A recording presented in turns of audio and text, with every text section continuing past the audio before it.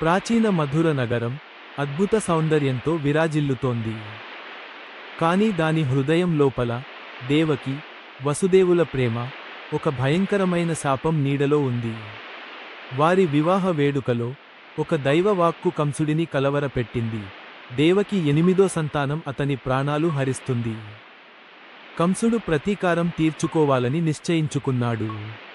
కంసుని ఆగ్రహానికి బలై దేవకి, వసుదేవులను కఠిన కారాగారంలో బంధించారు. వారి ప్రపంచం ఆ క్షణమే చీకట్లో మునిగిపోయింది. ఆ కారాగారంలో దేవకికి ఒక్కొక్కరిగా సంతానం కలిగింది.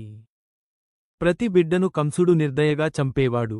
వారి గుండెల్లో తీరని శోకం నింపాడు. ఒక బిడ్డ తర్వాత మరొక బిడ్డను కోల్పోవడం దేవకి హృదయాన్ని ఛిద్రం చేసింది. అయినప్పటికీ ఆమె మాతృప్రేమ ఆశ మసకబారలేదు.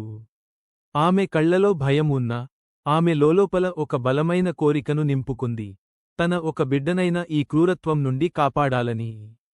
దేవలోకంలో దేవతలు కంసుని అరాచకాన్ని చూసి కలత చెందారు. భూమిపై ధర్మస్థాపనకై శ్రీమహావిష్ణువును ప్రార్థించారు.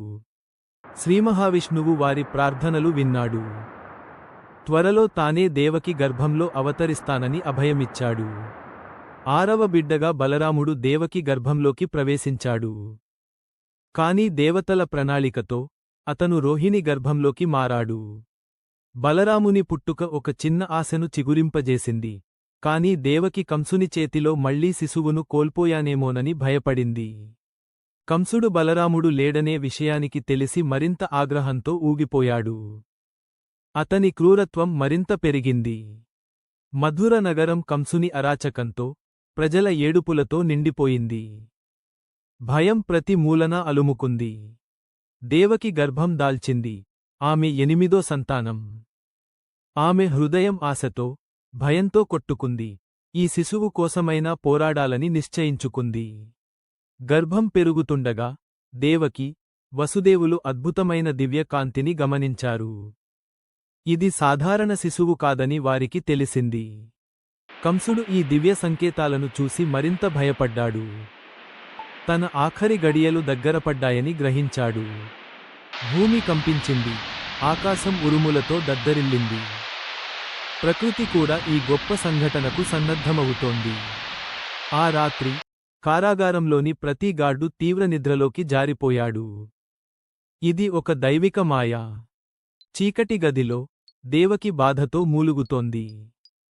గడిచిన కష్టాలు, రాబోయే భయం ఆమె హృదయాన్ని ఆవరించాయి. ఆమె ఆశ మసకబారింది. అకస్మాత్తుగా కారాగారం దివ్యకాంతితో వెలిగిపోయింది. ఒక అద్భుత శిశువు జన్మించాడు, ఆశలకు ప్రాణం పోస్తూ.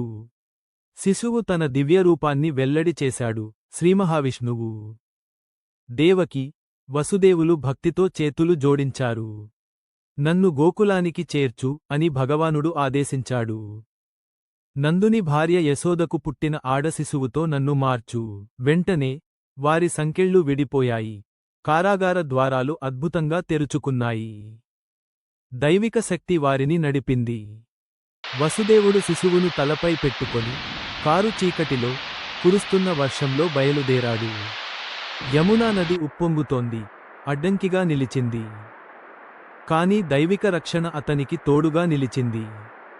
అప్పుడు ఆదిశేషువు, సర్పరాజం తన 1000 పడగలతో వసుదేవునికి, శిశువుకు గొడుగు పట్టింది. వసుదేవుడు యమునా నదిని సురక్షితంగా దాటాడు. పాదాలు మాత్రమే నీటిలో మునిగాయి.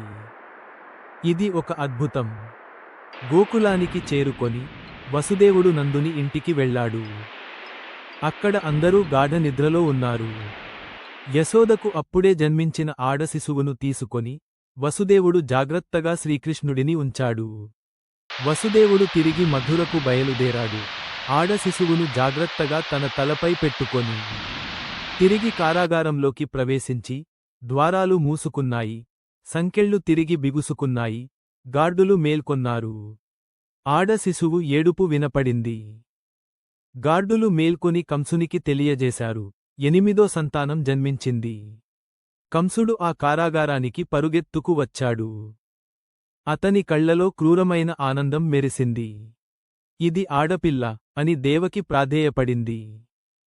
నన్ను చంపడానికి రాదు. కంసుడు మాత్రం వినలేదు. కంసుడు శిశువును పైకి విసిరి నేలకు కొట్టబోయాడు. కాని ఆమె అతని చేతి నుండి జారిపోయింది. ఆమె దివ్యమైన రూపం ధరించి ఆకాశంలోకి ఎగిరింది. నిన్ను చంపేవాడు పుట్టాడు అని గర్జించింది. దేవకి, వసుదేవులు ఇప్పుడు కృష్ణుడిని దూరం నుండి ప్రేమించారు. వారి బిడ్డ సురక్షితంగా ఉన్నాడని తెలుసుకున్నారు. లోకం కొత్త ఆశతో పులకించింది.